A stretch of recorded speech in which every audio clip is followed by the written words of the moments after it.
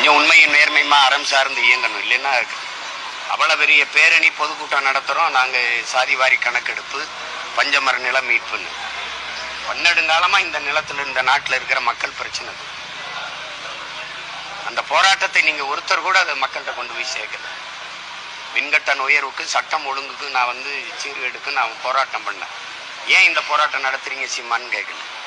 ஆனால் அவசியமற்று என்னை இழிவுபடுத்துகிற, கேவலப்படுத்துகிற செய்தியெல்லாம் விரட்டி விரட்டி எடுத்து கொண்டு போய் சேர்க்குறீங்க மக்கள்கிட்ட. இது சரியான அணுகுமுறை இல்லை.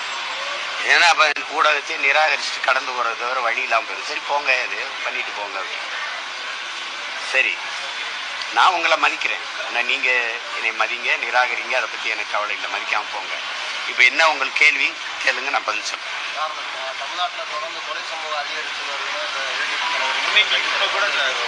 எதிர்கட்சி தலைவர் தான் அதை கேட்கணும் சொல்லணும்னு நீங்க கேட்கறது தவறு.